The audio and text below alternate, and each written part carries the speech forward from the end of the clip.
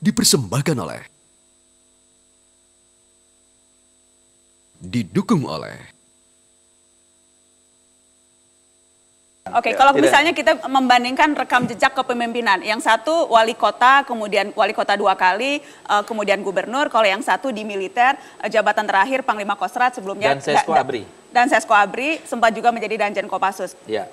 Apakah ini apple to apple, dan kalau memang tidak apple to apple, bagaimana meyakinkan bahwa pengalaman yang di militer akan jauh lebih berguna ketika menjadi presiden dibandingkan dengan pengalaman mengelola birokrasi dan sipil? Ya. Jokowi menjadi wali kota, dia bekerja sama dengan Kodim, yang teman-teman dari TNI, Kapolres yang kepolisian, Kajari yang kejaksaan, pengadilan negeri, itulah namanya musbidah. Begitu dia menjadi gubernur, dia bekerja sama dengan Pangdam, bekerja sama dengan TNI, bagaimana dia bergotong royong membersihkan sampah, membersihkan bekas-bekas daripada yang perlu diperbaiki. Anda membandingkan apa nih? Lebih heterogen begitu? Loh enggak, dia sudah teruji mampu bekerja sama di levelnya masing-masing. Pada saat dia jadi wali kota, pada saat dia menjadi gubernur, dia bisa bekerja sama dengan TNI Polri. Lihat, hubungannya sangat baik. Bagaimana dengan masyarakat sipil, dengan birokrasi, dengan TNI Polri. Oke. Nah, ini saya rasa contoh gitu. Kalau apple to apple mungkin menurut saya agak kurang tepat ya. Tetapi masing-masing pasti punya perjalanan sendiri-sendiri. Karena untuk menjadi seorang pemimpin bisa dari berbagai macam jalan.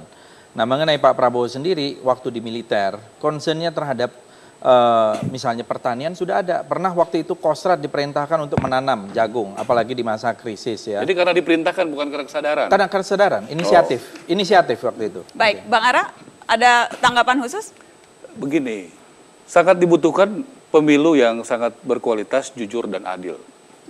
Ya, jujur dan adil. Dalam berbagai survei terakhir saja SMRC itu masih di atas Jokowi 12% sampai 15% di atas Mas Prabowo. Bulan lalu itu. Ya, dan saya yakin bulan depan akan tambah besar lagi gitu. Pasti itu akan tambah besar lagi.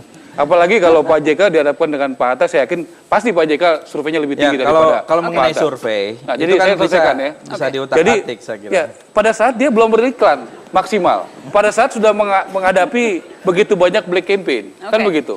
Fadli kalau surveinya nggak bagus dia bilang di kotak-katik. Kalau bagus dia bilang bersyukur kan gitu. Jadi ya ini jawabannya kan seperti itu. Ya itu jawaban standar politisi lah. Jawabannya seperti itu. Kalau bagus dia bilang bersyukur. Kalau kurang bagus kotak-katik. Ya politisi seperti itu. Lembaga surveinya marah-marah semua. Oke, kita kasih tepuk tangan dong untuk keduanya.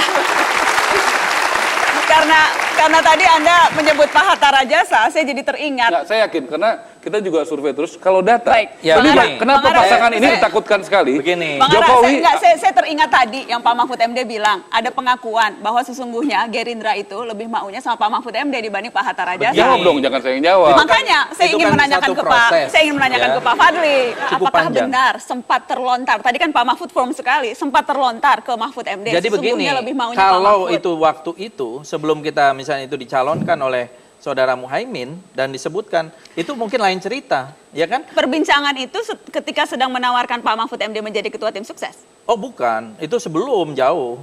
Maksudnya tuh... Tadi kesan yang saya tangkap dari Pak Mahfud adalah... waktu perbincangan. Waktu perbincangan, terus kemudian kata-kata terlontar lebih maunya sesungguhnya Mahfud Enggak, maksudnya, kalau itu dicalonkan oleh Pak Muhaimin, itu bisa ya. Dan juga Pak Hatta Rajasa, kita sudah lama. Sudah 2 tahun yang lalu kita komunikasi. Jadi termasuk ketika itu ungkapannya hanya sebagai... Bukan. Dua-duanya bagi kami adalah satu tokoh-tokoh yang kuat. Jadi hanya salah bicara saja? Bukan. Begini Saudara Nazwa, kalau kita lihat realitas politik, kita tuh perlu 20%. Dan tidak ada satu partai politik pun. Kan targetnya tenda besar. 20%. Makanya 40%. Semuanya masuk. Kemudian ya kita akhirnya berhasil kan apa yang saya sampaikan dulu tentang koalisi tenda besar. Ternyata menjadi kenyataan. Nah, ya, dan alhamdulillah. Kalau kita koalisi dengan rakyat. Kita tidak ada bagi-bagi menteri. Tidak ada janji-janji. Kita juga tidak ada bagi-bagi menteri. Tidak ada kita punya pengalaman kursi. Bagaimana Setgap ini tersandra. Kan begitu banyak agenda-agenda. Kita tahu begitu banyak. 6 partai ada di DPR, ada di Setgap itu.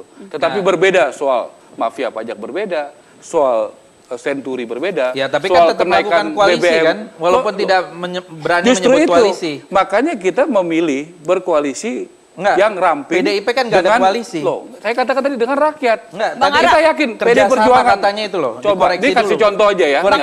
Di Jakarta. Di Jakarta, contoh Jokowi dan Ahok ya, itu cuma 17% PD Perjuangan dan Gerindra. Bisa APBD jalan, kebijakan-kebijakan jalan karena juga sempat terlunta-lunta. Misalnya kita yakin ya, kalau benar transparan, rakyat pasti di belakang sama Jokowi. Nggak peduli jumlahnya berapa. Misalnya, itu ada itu ada penundaan terhadap APBD. Partai politik memang mencari kekuasaan. Apa yang salah kalau sebuah partai politik menjanjikan bagi-bagi kekuasaan? Caranya dong. Kalau kita sudah bagaimana dengan berbagai macam partai. Caranya kemudian komunikasi politik menteri, wajar dong, saling nempel, saling menawarkan, itu sangat wajar. Mau seperti yang terjadi sekarang ini di parlemen, tidak efektif. Coba lihat teman-teman sekarang. Bagaimana juga sekarang sangat berhati-hati ya. Demokrat dalam posisi netral melihat posisi seperti sekarang. Saya pikir ini suatu hal yang realitas, kita belajar dari pengalaman ini. Saya pikir semua calon presiden akan belajar dari pengalaman ini. Kalau koalisi itu berdasarkan bagi-bagi kekuasaan, ya akhirnya terjadi itu yang Anda lihat terjadi pada Prabowo dan Gerindra? Kita tidak bagi-bagi kekuasaan, tapi bagi-bagi tugas. Indonesia ini besar, Indonesia ini luas. Tidak bisa hanya diurus oleh satu partai. Teman-teman aja di media aja sudah ngomong kok berapa menteri itu kan udah jelas. Oh tidak, kalau misalnya Gerindra bisa berkuasa, Pak Prabowo Hatta dipilih, kita akan bagi peran, kita bagi kekuatan, kita bagi. Jadi bukan bagi-bagi kursi. Tadi dipertanyakan adalah bagaimana bisa meyakinkan bahwa tidak terjadi transaksi koalisi. Ketika yang tampak adalah Golkar 11 menteri, sekarang ini yang Perdana Menteri, dijanjikan lebih dari menteri, itu yang tampak di permukaan. Bagaimana meyakinkan tidak dagang sapi? Tidak pernah secara resmi atau mengatakan bagi-bagi kursi, bagi-bagi, tidak ada.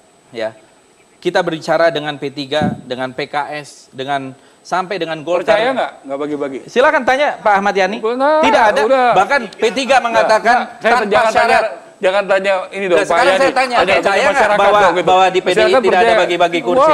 PDI pasti enggak. Gitu. Kalau PDI Perjuangan bagi-bagi kursi, pasti banyak partai yang ikut dengan PDI Perjuangan. Itu pasti. Saya kira bukan itu. Percaya atau tidak?